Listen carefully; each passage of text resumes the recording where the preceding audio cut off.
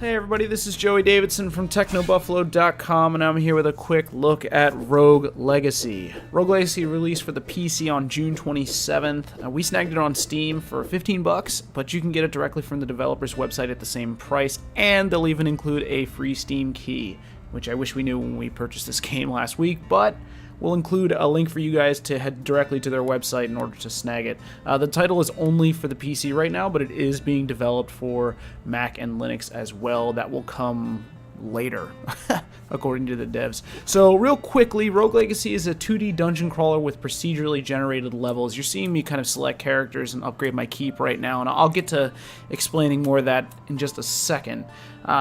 It features permanent death, sort of, but I'll get to that later too, an upgrade system, and your characters even have disabilities. Seriously, I believe that this character has dyslexia. So every time you die, you pick a descendant to start a new game with, and that descendant might be dyslexic, like this guy, gigantic, really fast, really small, colorblind, stereo blind, whatever. You get the point. They all have disabilities that make them more interesting to play, and it gives the game kind of a new twist every single time you start it up.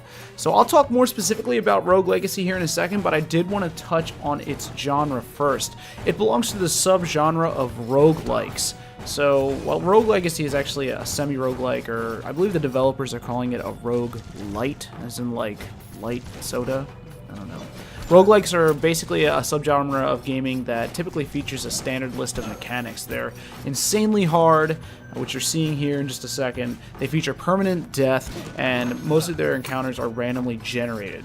This is a really old genre of gaming that's sort of seen some new love in recent years. One of my favorite games from last year, I don't know, time abandons me when I try to talk about these things. One of my favorite games from the last couple years is FTL, Faster Than Light. That is a roguelike as well. But the genre is way old. The first game, Rogue, which is where roguelike comes from, was released for the Unix platform way back in 1980.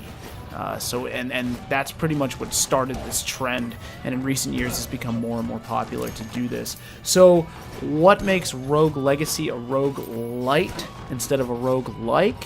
When you die, you grow stronger. So rather than a new game starting completely from scratch, you'll upgrade your mana and weaponry, you'll unlock new characters, and you'll basically have a bigger stronging point because your guy grows as you die and upgrade new features. So it's not like you're going to spend all this money on upgrades and then all of a sudden you won't have access to them anymore because you're dead. Those upgrades carry across generations. So I guess in the lore of the game, the weapons, the metals, the armor, everything that you unlock gets passed down, but so the genetics of being stronger and faster and bigger and whatever else.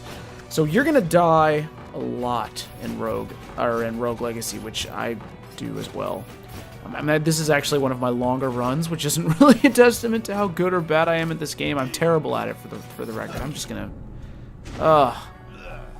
Sir Gordon has been slain by a skeleton.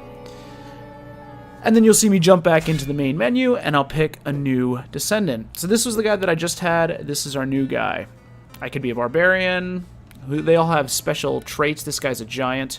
The guy above him is really tiny. The guy below him is talented. I don't know, he's a savant. I'm not even sure what that means yet.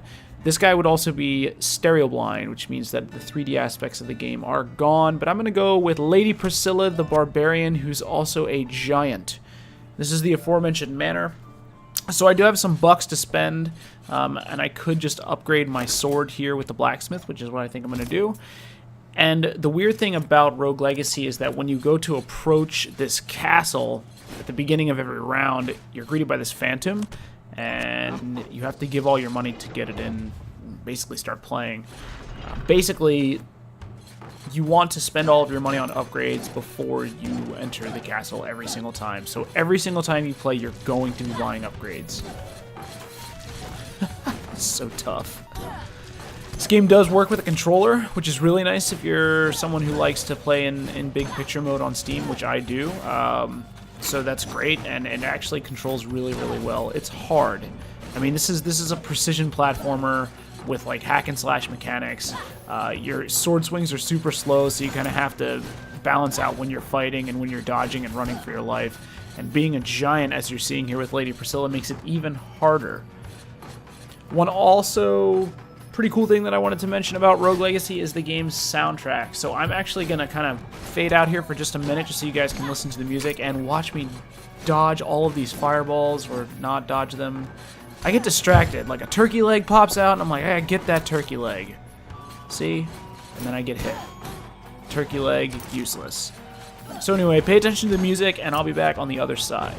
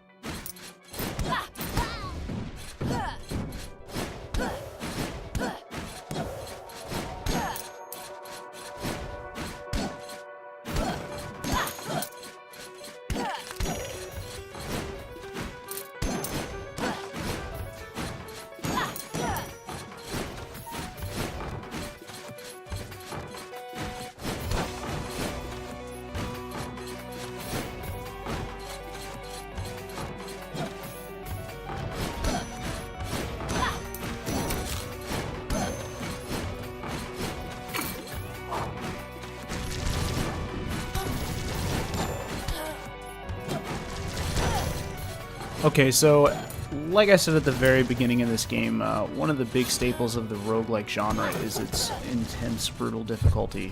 And I think you guys are probably getting a pretty good taste of what that's like in play. I'm not good at this game. I'm not going to suggest I'm good at this game. I'm not. I'm terrible at it. But to my defense, I think I have a whopping 30 minutes of play under my belt before recording this video, so I'm going to get much better, guys. I promise. Probably not. It's meant to be tough. And you see me here, I'm going to take a lot of sacrifice. That chest is clearly going to have so much gold into it, so I'm just going to jump down here, take the hit, look at all that fat loot, getting hit harder, and I split. This is a roguelike, and Rogue Legacy is a blast. For 15 bucks, I kind of am in love with it already. I can really wholeheartedly recommend it to anybody who kind of wants more challenge out of their games. If you like the really tough stuff, this one's going to be for you. I'm going to die here pretty soon. This here is probably my longest run in this game, and I'm really proud of it, and I didn't do anything.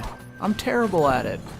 Thank you guys for watching so much. We'll be back again with another episode of Let's Play. For now, this has been Joey Davidson. I'm Joey Davidson with Roguelike. It's out now for 15 bucks. Check the link below for the developer's website to snag the game for yourself. And until next week, Lady Priscilla is out. Stupid Grey Knight.